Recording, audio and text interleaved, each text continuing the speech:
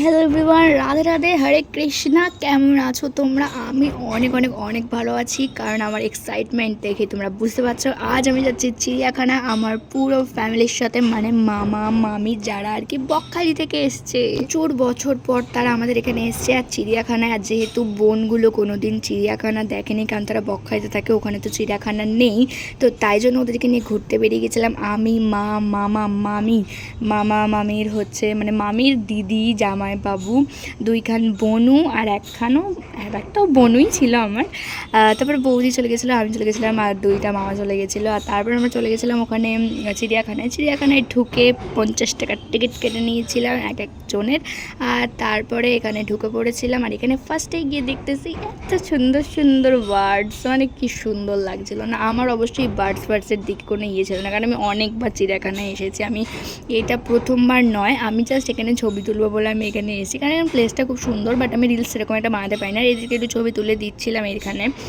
তারপরে চলে যাচ্ছিলাম এগিয়ে অনেক জন্তুগুলো দেখার জন্য। বাট জানো তো, আমরা শেষ মুহূর্তে গিয়ে প্রচুর জন্তু, মানে সব রকম জন্তুগুলো দেখতে পাইনি।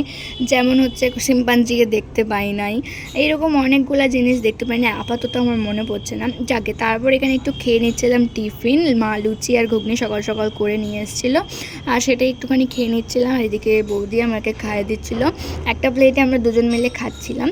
তারপরে চলে গেছিলাম দেখতে আবার এইখানে পাখি দেখতে। আর এখানে প্রচণ্ড পাখি দেখছিলাম, মানে যেখানটা আমরা খাচ্ছিলাম। আর এইখানে রাস্তাটাতে বিশাল পরিমাণে পুকুরটাতে মাছ ছিল আর কি। বাট এখানে লালন টিকা মাছ ছিল, যেটা আমার পুকুরের মধ্যে অনেক আছে, আমি দিনে অনেকবার দেখতে পারি লালন টিকা মাছ। তো এটা দেখার জন্য আমার কোনো এক্সাইটমেন্ট ছিল না, বাট তাও দেখছিলাম, সবাই দেখছিলো, কারণ এখানে মাছগুলো বিশাল বড় বড় সাইজের ছিল। চলে এসেছিলাম জিরাফ বাবাজির কাছে। আর এখানে অনেকগুলা জিরাফ ছিল, একটা বড় ছিল, একটা ছোট ছিল, আর ভেতরেগুলোতে অনেক ছিল, মানে ভেতরে তারা ঢুকেছিল, তাদের মনে রোদ লাগছিল। বাট না, আমরা যেদিনকে গেছিলাম সেদিন কিন্তু এত রোদ ছিল না। আর এইদিকে দুইটা পুচকে বাচ্চা, ওরা শুধু আমার সাথে যাবে। আমার না সেদিনকে বাড়িতে এসে এত কষ্ট লেগেছে, আমার হাতটা ব্যথা হয়ে গেছিলো। ওরা শুধু আমার সাথেই যাবে, আর কারোর সাথে যাবে না। দেখছো আমাকে কীরকম ছুটান লাগাইছে, তোমরা দেখতে পাবে। ওদের সাথে মিলে আমি নিজেও বাচ্চা হয়ে গেছিলাম সেই মুহূর্তে। যাকে আমি কিন্তু এতটাও বাচ্চা নই। তারপরে দেখা পেয়ে গেছিলাম সিংহর সাথে। না না, সিংহ না, এটা হচ্ছে সিংঘি, কারণ এটা মেয়ে সিংঘি ছিল। এবার সবাই বলছিল এর তো কেশর নেই, এটা সিংহ নয়। বাট না, এটা সত্যি, এটা সিংহ নয়, এটা তো মেয়ে সিংঘি না, তাই জন্য তো এটার কেশর নেই। সবাইকে বোঝালাম না না, এটা সিংঘি। যাই হোক, তারপরে বুঝে গেল। আর এদিকে কিন্তু সিংঘিটা বেশ হাঁটছিল। তারপরে চলে এসেছিলাম এখানে ময়ূর দেখতে। আর এখানে বিশাল পরিমাণে সাদা ময়ূর ছিল। আর এরা দেখছো আমাকে কিরম টানতে টানতে নিয়ে যাচ্ছে, বাপরে বাপ। এখানে কি জন্তু দেখছিলাম বুঝতে পারছি না, এগিয়ে গেলেই বুঝতে পারবো কি জন্তু দেখছিলাম। কি মনেই পড়ছে না আমার কি দেখছিলাম। ও হাতি। হ্যাঁ, এখানে হাতিগুলো দারুণ লাগছিল, কি বড় বড় হাতি, একদম চোখের সামনে দিয়ে দেখতে পাচ্ছিলাম, বেশ ভালো লাগছিল। বাট যেহেতু আমি তো অনেকবার দেখেছি, আমার সেরকম বাট এ ছিল না। বাট ওই পুচকু বাচ্চাগুলো যে দেখছিল, ওরা কোনো দিন দেখেনি, ওরা কোনো দিন চিড়িয়াখানায় কী থাকে বা না থাকে সেটা কোনো দিন জানতো না। তো ওরা যখন দেখছিল বেশ মজা লাগছিল, ওরা এতটা পরিমাণে খুশি ছিল। আর এইখানে আমরা বুঝতে পারছিলাম এটা মুরগি নাকি ময়ূর, মানে বুঝতে পারছিলাম না এটা কি। যাকে তারপরে বোট পরে বুঝলাম যে এটা হচ্ছে সাদা ময়ূর। এখানে তর্ক লেগে গেছিলো, না এটা মুরগি না এটা ময়ূর, এরকমভাবে তর্ক লেগে গেছিলো।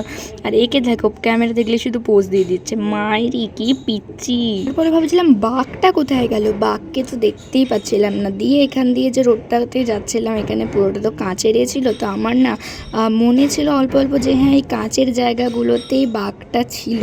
তো শেষমেশ এখানে বাঘ তো খুঁজে পাইনি, বাট এখানে ছিল নানান রকমের শেয়ালের জাত, মানে হায়না ও সামথিং অনেক রকমের জিনিস ছিল, আমি যাদের নামগুলো অত মনে রাখতে পারি না। আর এইখানে ফাইনালি দেখা পেয়ে গেছি, কার বলো তো? হ্যাঁ, বাঘ মামার। তা দেখছিল ওই সাইড থেকে, তাই জন্য ওরা বাঘটাকে দেখতে পারেনি। বাট ওদেরকে আমি ডেকে আনলাম যে এই সাইড দিয়ে দেখ, বাঘ শুয়ে রয়েছে। ফাইনালি ওরা বাঘটাকে দেখতে পেলো। আর ওদের একটাই বক্তব্য, বাঘটা ঘুমাচ্ছে কেন, বাঘটা এত কুঁড়ে কেন? তো আমি বললাম ও তো আর জঙ্গলে থাকে না যে ও শিকার করছে, ও তো এখানে শুয়ে শুয়ে খাবার দাবার পেয়ে যাচ্ছে, তাই জন্য ওর কোনো আক্ষেপই নেই যে ওর কোনো ইয়ে আছে বলে। ও তো মনে হয় জন্ম থেকে এরকমই আলিশি হয়ে রয়েছে।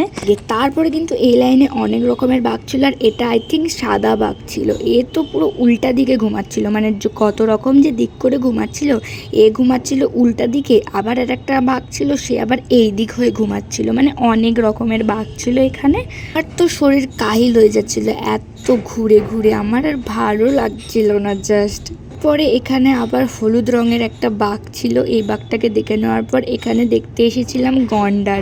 আর গন্ডারটা দেখো, ও ওদিকে দাঁড়িয়েছিল আর কি। আর এখানে যে পিচ্চিটা ছিল না, ওই পিচ্চিটা বলছিল এটা গন্ডারের চামড়া। আসলে ওর বাবা হয়তো ওকে বলে যে গন্ডারের চামড়া, তাই জন্য ও বলছে গন্ডারের চামড়া। আর এখানে ছিল অ্যানাকন্ডা, বাট এটা ঠিক বড় সাইজের ছিল না, বাট এখানে 3টে অ্যানাকন্ডা ছিল। এটা ক্যামেরায় বোঝা যাচ্ছে না, বাট 3টে দেখেছিলাম। এইখানে ফাইনালি আমি এসেছি আমার এক্স বন্ধুদের দেখতে। কি ভালোই না তারা। গাইজ তোমরাও দেখে নাও, এটা আমার এক্স বন্ধুদের ভবন। বুঝতেই তো পারছো আমি কি বলতে চাইছি। ওই মালগুলো কিন্তু এই মালগুলোর মতন এরকম ধরনেরই ছিল। আসলে বলে না দুধ দিয়ে কালসাপ পোষা, আই থিঙ্ক ওরাও সেরকম ধরনেরই ছিল। তো তাই জন্য এটা তো ওদেরই ভবন, বাট ঢুকে আমি দেখতেই পেলাম না আমার এক্স বন্ধুদেরকে। হ্যাঁ ভাই, যারা আমার নিজস্ব বন্ধু, এখন যে বন্ধুগুলো আমার আছে ওইগুলো একদম একদম খাঁটি সোনা। ওরা ভাবিস না ভাই তোদেরকে বলছি, তোরা আমার জন্য খাঁটি সোনা, বাট এইগুলো হচ্ছে আমার এক্স বন্ধু, এক্স। এখানে গিয়েছে আমার কতগুলা পুরানো বন্ধুর সাথে দেখা হয়ে গেছে। আর এই দিকে দেখো, এইটা হচ্ছে সেই বন্ধুটা যেইটারে আমি সব থেকে পরিমাণে বেশি বিশ্বাস করতাম। আর এইটা আমার বিশ্বাসটা যখন কি বলবো আমার ভেঙে দিয়েছিল, তো তাই জন্য আমি এটাকে ওর সঙ্গেই তুলনা করলাম। যতক্ষণ আমি ওর লাইফে ছিলাম এরকমভাবে উঠছিল, ওপর দিকেই উঠছিল, কিন্তু যখনই আমি ওর লাইফ থেকে কেটে পড়লাম ও ঠিক এই রকমভাবে ঠিক এই রকমভাবেই, হ্যাঁ ও এরকম উঠতে উঠতে ঠিক এই রকমভাবেই মুখ থুবড়ে পড়ে গেছিলো। ওইসব এক্স বন্ধুদের কথা বাদ দাও, ওরা ওদের মতন এখানে ভালোই আছে, তো বন্ধুদের সঙ্গে মিশছে, লোক ওদের দেখতে আসছে। আবার কি এখানে কিন্তু অনেক রকমের সাপ দেখেছিলাম, বাট লাউডগা সাপটা আমার খুব দেখার ইচ্ছে ছিল নাকি, ওটা পুরো গ্রিন কালারের হয়, বাট ওটা আমি দেখতে পাইনি। এটা কী সাপ ছিল মনে পড়ছে না আই থিঙ্ক। তারপরে যাই হোক এখান থেকে বেরিয়ে পড়েছিলাম, বাট আমি না কচ্ছপ দেখতে পাইনি, কুমির দেখতে পাই নাই, কারণ লাস্টে গিয়ে এমন একটা কীর্তি হয়েছিল এই যে ঠিক এইখানটাতে আমি যখন খুব জল তেষ্টা পাচ্ছিল, ঠিক এরকম সময় মা কী করেছে, ওখানে যে কলগুলো থাকে ওখানে আর কি জল ভর্তি চলে গেছিলো। আর আমরা মাকে খেয়াল করি না, আমরা এগিয়ে চলে গেছিলাম। আর মা শেষমেশ আমাদেরকে খুঁজে পায়নি, মা কোথায় চলে গেছিলো। মায়ের কাছে কোনো ফোনও ছিল না, বাট একদিকে অন্য একজনের নাম্বারে চেয়ে আমাদেরকে কল করেছিল যে আমি এখানে আছি। তো ফাইনালি আমি তাকে খুঁজে পেয়েছিলাম, তো ওই কারণে মাকে খুঁজতে খুঁজতে এত টাইম হয়ে গেছিলো, তাই জন্য আর ঘোরা হয়নি সেইভাবে। আর তারপরে এই যে এখানে মাকে দেখাচ্ছে, আমি বলছিলাম তুমি দেখো আমি এই ভিডিওটা বাবাকে গিয়ে দেখাবো, তোমাকে বাবা যা দেবে না। যাই হোক বাবা তারপরে একটু বকেও দিয়েছিল। আর এদিকে তো ক্যামেরা দিকে একটু বসতে চলে এসেছিলাম।